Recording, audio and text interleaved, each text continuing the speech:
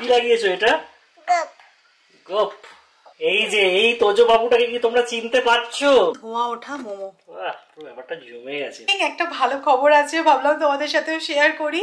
কলকাতা থেকে একটা দারুণ ইনভিটেশন আমরা পেয়েছি। Good morning SS family, welcome back to the channel. সকালে যদি অ্যালার্ম দিয়ে কষ্টে শিষ্টে একটু তাড়াতাড়ি ওঠা যায় তাহলে সকালটা কতটা স্মুথ যায়। আমি আজকে উঠেছি এই 7টা নাগাদ, তারপরে চাটা খেলাম, আমার স্নান হয়ে গেছে, পুজো হয়ে গেছে, এখন বেজেছে সবে মাত্র 10টা। মনে হচ্ছে যেন হাতে এখন কত সময়। তো এই যে দেখে নাও আমার পুজো দেওয়াও হয়ে গেছে। কালকে জানো তো আমি ধূপ নিতে গেছিলাম, তো ওখান থেকেই দেখলাম গোপালের জন্য দুটো পারফিউম এনেছি। তো এটা আতর আর এটা হচ্ছে পারফিউম, এগুলো পুজো পারপাসেই কিন্তু ইউজ হয়। একটা হচ্ছে রজনীগন্ধার ফ্র্যাগনেন্স আর এটা তো স্যান্ডেল। এটা মেনলি আমি দিচ্ছি জামা কাপড়ে, আর এটা এমনি একটু স্প্রে করে দিচ্ছি, বেশ ভালো লাগছে। তো প্রথমবার আনলাম আমি পারফিউম ঠাকুরের জন্য। এখন মায়ের শুশ্রূষা চলছে, পুজো করতে গিয়ে হাতে একটু ছ্যাঁকা লেগেছে, তো ছেলে বরফ লাগিয়ে দিচ্ছে। এর চেয়ে সুখ আর নেই। ছেলে বড় হয়ে গেছে গো, একটু আদর করে দেবে গো।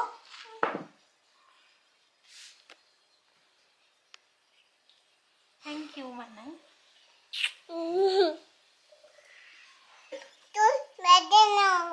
চুল বেঁধে নাও, মা চুল খোলা থাকলে চুল খুলে রাখতে দেবে না। চুল বেঁধে নাও। কেন?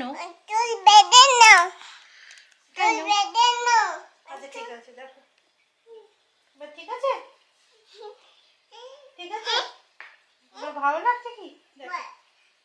ঠিক আছে,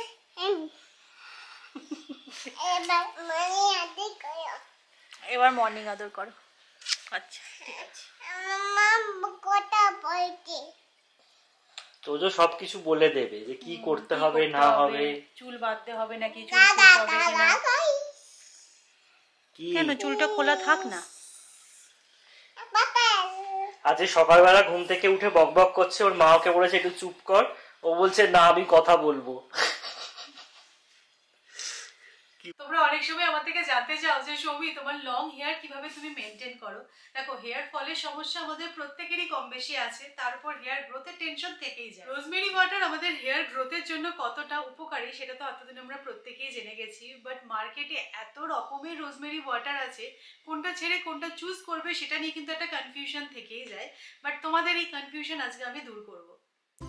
introducing Alps Goodness rosemary water. এটা ইন্ডিয়ার একমাত্র রোজমেরি ওয়াটার যা clinically proven to reduce hair fall by 3 times in 12 weeks. এই রোজমেরি ওয়াটারটা কিন্তু আমি আমার ডেলি হেয়ার কেয়ার রুটিনে অ্যাড করে নিয়েছি। এটা ডিরেক্টলি স্ক্যাল্পে অ্যাপ্লাই করতে হবে, আর তারপর এটার জন্য রিন্স বা হেয়ার ওয়াশ করারও কিন্তু কোনো প্রয়োজন নেই। এর টেক্সচারটা দেখো, একদমই ওয়াটার লাইক আর নন গ্রিজি।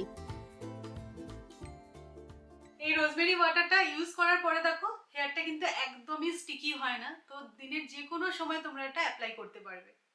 তবে হ্যাঁ, এক্সট্রিম হেয়ার গ্রোথের জন্য কিন্তু কনসিস্টেন্সি ইজ দ্য কি। মাঝে মধ্যে কয়েকবার ইউজ করলে কিন্তু ঠিকঠাক রেজাল্ট পাবে না, দিনে অ্যাটলিস্ট 2বার করে এটা অ্যাপ্লাই করতে হবে।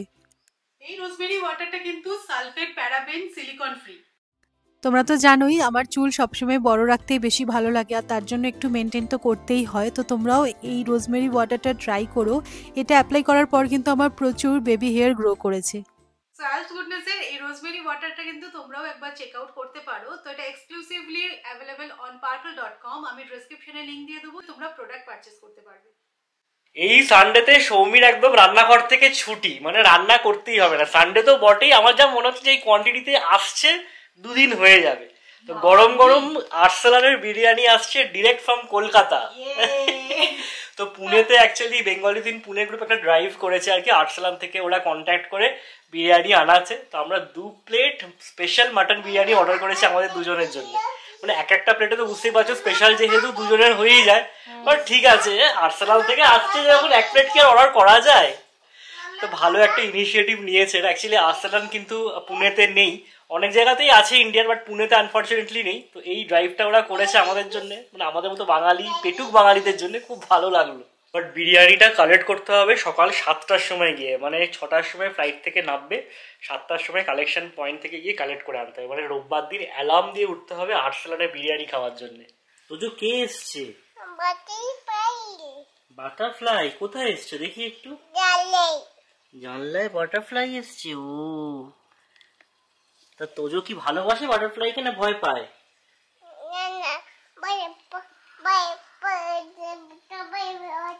কি সব বলছে? ভয় পাচ্ছ বাটারফ্লাইকে? যাও হাই করে এসো। বাটারফ্লাইকে একটু হাই করে দাও। গুড মর্নিং করো, হাই করো, যাও। Good morning. হাই। ভয় পাচ্ছি। আমি বেরিয়ে একটু বাজার করলাম, এবার তোজোর জন্য একটা টয় নেবো। আজকে তো 14th November, children's day. Tojo যদিও কিছু বুঝবে না চিলড্রেন্স ডে ব্যাপারে, বাট স্টিল যেহেতু চিলড্রেন্স ডে ভাবলাম ওর জন্য একটা টয় নিয়ে যাই।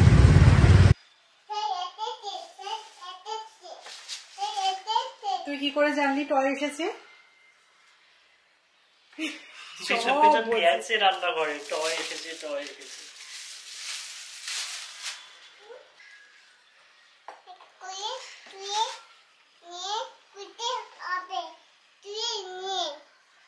এটা কি চিলড্রেন্স ডে গিফট? এটা কি তোজো? গিফট। ঠিক আছে, চলবে।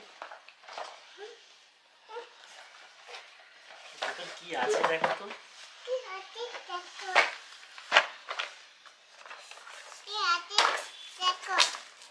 বুলবুল মনে হচ্ছে, বুলবুল মনে হচ্ছে। এটা একটা বুলবুল। এদিকে এসো, এদিকে এসো, এগুলো লাগাতে হবে তো বুলবুলের। বুলবুলের উইংস লাগাতে হবে।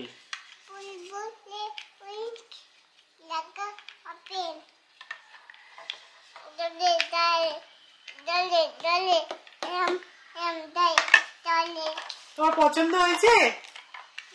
পাপাকে থ্যাংক ইউ বলো। Thank you. 300 টাকা পিস। 300 টাকা পিস। 300 টাকা পিস?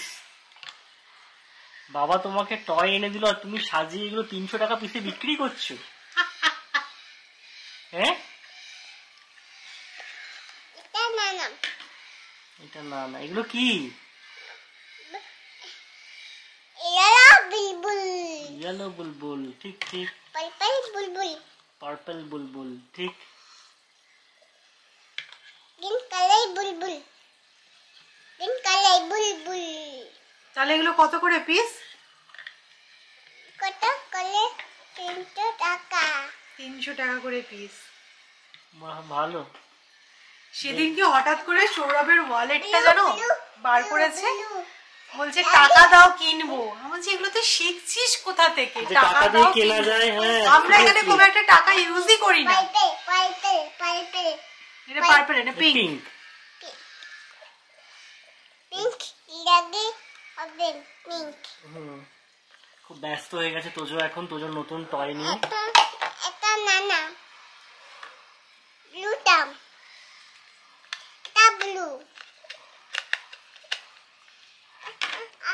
হয়ে গেল, হয়ে গেল। আজকে সকাল থেকে একটা এডিটিং এর কাজ ছিল, তো সেটাই আজকে সকাল থেকে একটা এডিটিং এর কাজ ছিল, তো সেই কারণে ভিডিওটা মাঝে মাঝে আমিও এডিটিং এর কাজটাই করছিলাম। তো রান্না করার আমার কাছে সময়ই ছিল না। তো যেটা ফাইনালি আমি বানাচ্ছি সেটা হচ্ছে হাঁসের ডিমের শাকসুকা। তোমাদের বলছিলাম না যে লাস্ট রোববার সৌরভ 4টে হাঁসের ডিমই পেয়েছে, তো 2টো পড়ে আছে। বললাম যে ওটা দিয়ে শাকসুকা বানাই, তো ওটাই আজকে আমাদের ভাত আর শাকসুকা। আর মানে কিছু করার সময় পেলাম না, তাও তো পেঁয়াজগুলো সৌরভ কেটে দিয়েছে।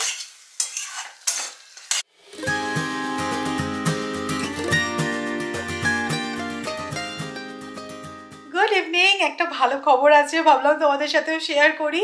কলকাতা থেকে একটা দারুণ ইনভিটেশন আমরা পেয়েছি, তো জাস্ট কার্ডটা ডেলিভার হলো, তো ভাবলাম তোমাদেরকেও দেখাই।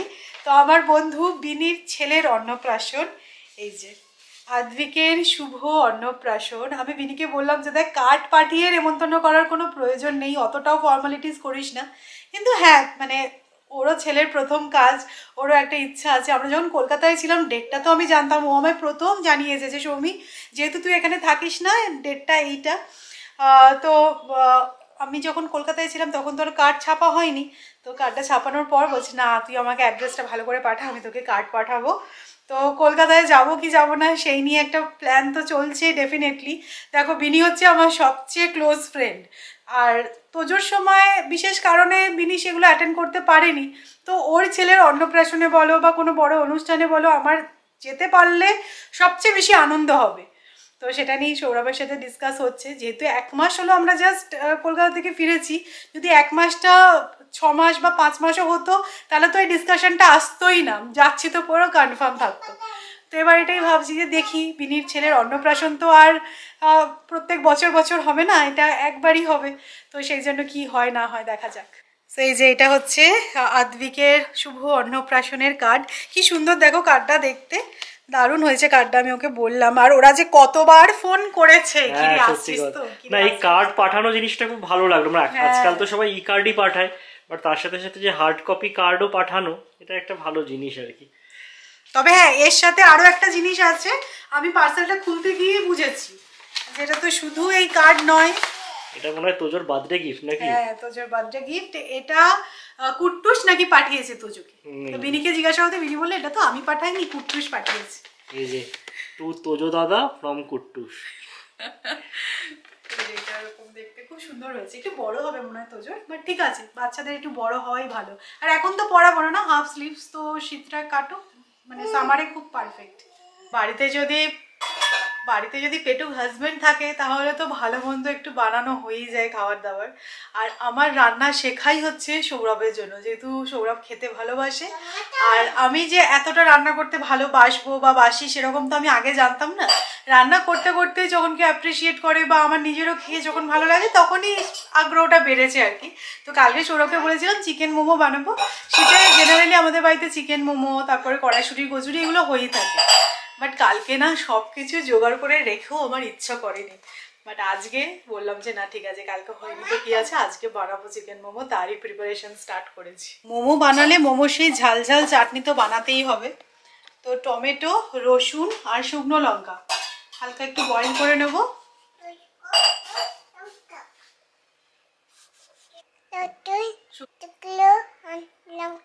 আর টমেটো। চিকেন মোমো স্টাফিংটায় কিন্তু শুধুমাত্র চিকেন দিলে ভালো লাগবে না খেতে, তাই অল্প করে আমি বাঁধাকপি দিচ্ছি, একদম পাতলা পাতলা করে কেটে। পেঁয়াজ অ্যাড করবে, পেঁয়াজ পাতা দেবে। আর চিকেনটা কিন্তু মিক্সিতে গ্রাইন্ড করবে না, আমি দেখো চপারের মধ্যে দিয়ে ঘুরিয়ে নিয়েছি যাতে একটু চাংস আছে। আর ওর মধ্যে আমি সোয়া সস, স্বাদ মতো নুন, গোলমরিচ দিয়েছি, ব্যাস এবার ভালো করে এটাকে মেখে নেব। চাইলে এর মধ্যে কিন্তু অল্প একটু বাটার অ্যাড করতে পারো, আর যারা চিজ মোমো বানাবে এর মধ্যে কিন্তু চিজও অ্যাড করতে পারো। চিকেনের মধ্যে কি কি অ্যাড করলাম তোমাদেরকে দেখিয়ে দিলাম। এবার কিছুক্ষণের জন্য জাস্ট ম্যারিনেট করে রাখবো, ততক্ষণ আমি টমেটোর চাটনিটা বানিয়ে নেবো। টমেটোর চাটনিটা আমি একটু বেশি করেই বানাচ্ছি, কারণ আমি স্টোর করেও রাখবো। ডাল দিয়ে খেতে না খুব ভালো লাগে, ঝাল ঝাল একটা চাটনি, তার সাথে রসুনের একটা ফ্লেভার আছে। মোমো হয়তো শুনলে মনে হয় বাবারে বাড়িতে মোমো বানাবো, কিন্তু বিশ্বাস করো মোমো বানানো ভীষণ সহজ। তোমরা মোমোটা পুরোপুরি বানিয়ে নিয়ে কিন্তু স্টোর করেও রাখতে পারো, জাস্ট খাওয়ার আগে স্টিম করে নেবে। তো বাচ্চাদের টিফিনের জন্য এটা খুব ভালো। তো আজকে দেখি আমি তোজোকেও তো দেবো। আমি প্রথম মোমো বানিয়েছিলাম লকডাউনের টাইমে, খুব ভালো হয়েছিল। প্রত্যেক বছরই বানাই আমি বাড়িতে মোমো। তো চলো চাটনিটা বানিয়ে নিই। তোজো আজকে কি খাবে? মোমো খাবে? ও চিকেন মোমো। একটু বয়েল করে নিয়েছি বলে দেখো টমেটো স্কিনটা কত তাড়াতাড়ি ছেড়ে গেল। এই যে টমেটো, শুকনো লঙ্কা আর রসুন একসাথে ব্লেন্ড করে নেব। ইনকেস তোমরা যদি মোমোটা এক্ষুনি ট্রাই নাও করো, আমি তো বলবো এই চাটনিটা ট্রাই করে দেখো। প্যানে অল্প একটু অয়েল অ্যাড করবে আর তার মধ্যে চপড জিঞ্জার গার্লিক দিয়ে দেবে। এবার পেস্টটা দিয়ে এর মধ্যে সোয়া সস, স্বাদ মতো নুন আর অল্প একটু ভিনিগারও অ্যাড করতে পারো। এত ভালো লাগে এই সসটা খেতে। তো এখানে আমার ময়দাও মাখা হয়ে গেছে, আর ময়দাটা না সেম সাইজে আমি লেচিটা করে নেব। আর একদম পাতলা পাতলা করে কিন্তু বেলতে হবে। কি হচ্ছে তোজো? গোপ? এটা গোপ। আচ্ছা কেমন করে লাগাতে হবে? এগুলো শিখছে করতে গো, আমি সত্যিই জানি না। এটা গোপ।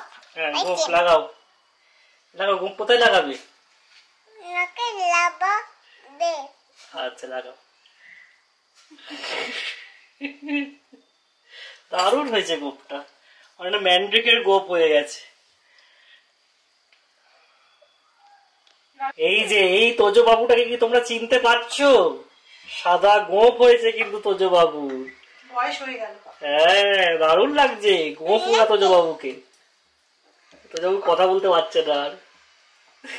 কলম কি লাগিয়েছো এটা? গপ গপ। মাউস টাইম খুব ভালো লাগছে। গোল গোল করে বেলে নেবে, তার মধ্যিখানে যতটা তোমাদের পছন্দ সেরকম পুর দিয়ে দেবে, যেহেতু এটা বাড়িতে বানানো হচ্ছে, ভুসি জিনিস তো নয়। আর এরকম যেরকম আমরা প্লিট করি না শাড়িতে, সেই রকম প্লিট করবে। একটা সাইড থেকে ধরবে আর এভাবে প্লিট করে করে জাস্ট চিপে দেবে। কিছুটা হয়ে যাবার পর একটা সাইড এরকমভাবে সিল করে দেবে। এই যে এই সাইডটা নিয়ে গিয়ে এরকমভাবে সিল করে দেবে।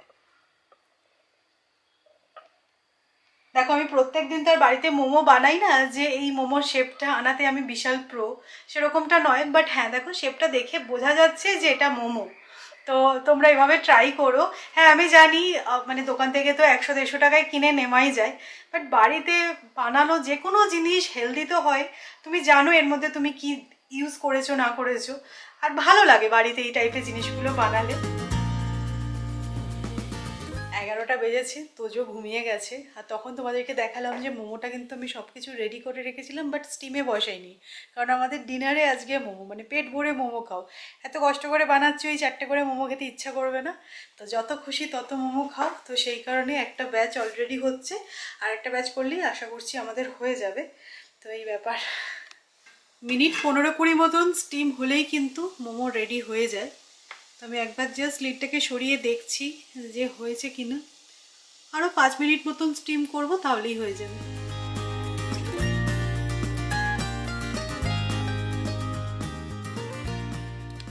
শীতের রাত্রে একদম ধোঁয়া ওঠা মোমো।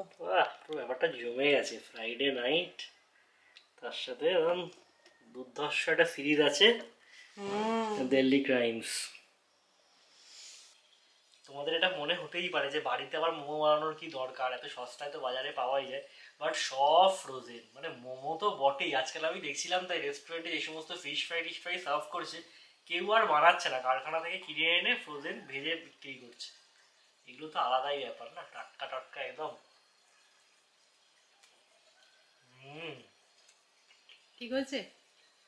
আর দোকানে কেনা মোমোতে এতটা পুর পাবে না, এইটা গ্যারেন্টি। যে কোনো খাবারের জিনিস না দেখলেই বোঝা যায় যে সেটা কতটা টেস্টি হবে। সত্যি বলতে এত ভালো হয়েছিল খেতে, তোমরা ট্রাই করো কিন্তু অবশ্যই। আর আজকের ব্লগটা চলো এখানেই এন্ড করছি। আমরা তো দিল্লি ক্রাইমসটা দেখছি সিজন 3, তোমরা দেখেছো কিনা জানিও। আর আজকের ব্লগটা কেমন লাগলো সেটাও কিন্তু জানিও। তো চলো টাটা, গুড নাইট।